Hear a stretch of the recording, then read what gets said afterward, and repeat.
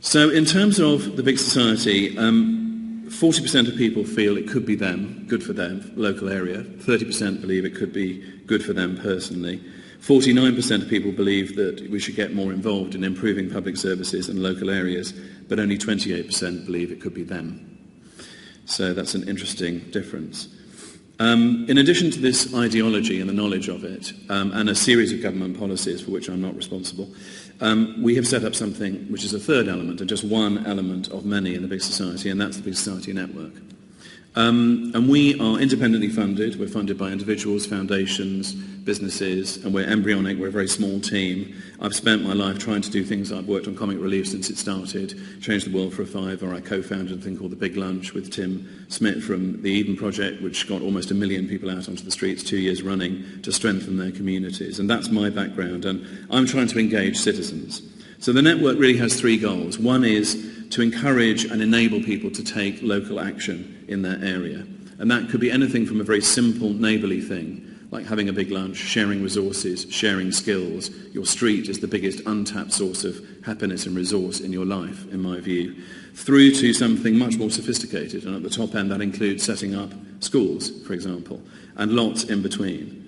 The second goal is to encourage people to take part in groups, to either join or form groups, often built around hobbies and passions, because it is the football club, it is the Stitch and Bitch Club, it is the Women's Institute, it is the local neighbourhood watch group that actually can save the local post office, that can get the pedestrian crossing put in where 5 children have been killed in the last 3 years.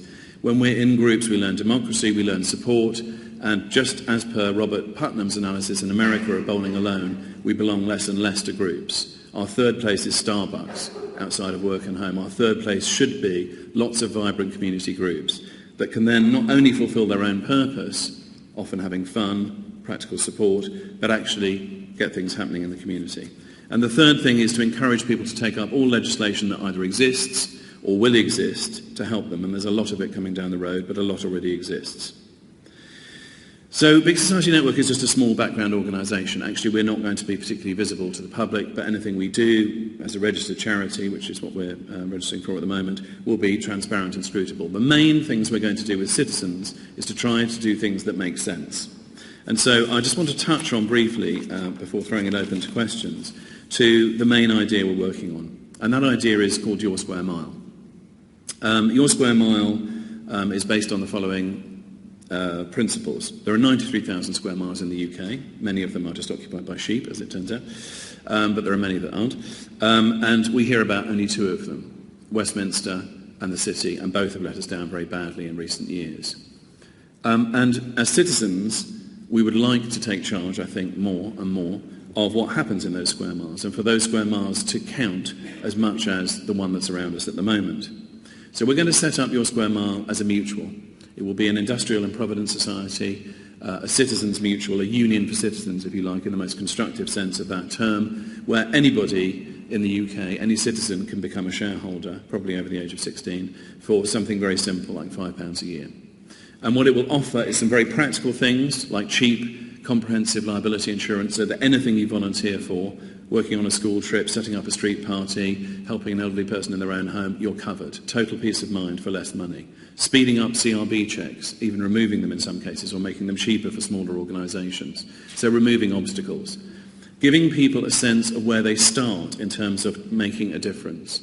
And I'll give you an example here. People don't think very often that in terms of volunteering or taking community action, that it's for them, it's for other people. That's the main feeling in the public at large at the moment. I don't have the time, I'm not that good a person. Well, I think the starting points are often wrong. So people don't realise that you only need a small amount of time to make a huge difference. People don't realise that a life experience that they have survived or mastered, such as perhaps being bullied at school, such as bereavement, surviving domestic violence, a change in job, redundancy. If they've survived that, that's the opportunity, a passport to somebody else surviving that experience by being mentored. If you have what seems to be an innocent pleasure like gardening, you may think, well, that's just for me, what's that got to do with the big society? Well, there are lots of schemes in prisons now where grow your own schemes, being taught by people from the outside on very little time, grow your own food and flowers, is incredible. It has an incredible effect on the self-esteem of prisoners, is reducing reoffending rates when they come out. It's one small component, but that's gardening. It would never occur to you. It doesn't occur to people that as teachers, well, probably as teachers, but certainly not as accountants or lawyers or IT specialists, that they should use that professional skill. But 5 to 10% of charities in this country only get the small charities particularly, get the professional help they want. So don't think as a solicitor that you have to then switch on a good person and go and man a helpline, because you may not be very good at it. You might, in which case it's great, but actually your legal services are what is required. So what we're hoping is that by setting up Your Square Mile, by giving people an enormous advice platform, by pointing them to the practical ways in which they can help and turn the big society into reality, we can actually take this huge vision, which is controversial, and put it down to bite-sized chunks, to neighbourhoods, to within a quarter of an hour walk from your home, and provide a means by which you can get things done. Practically, that means access to a building, which we can help you find, access to grants, which we can point in the direction of, tools that have worked in other communities, such as literal time banknotes, for example, and 1,000 other ideas I've heard in the last 5 months of listening. We can give you all of those things, supported through a totally inclusive digital platform, supported through books, and supported predominantly by the citizens of the UK.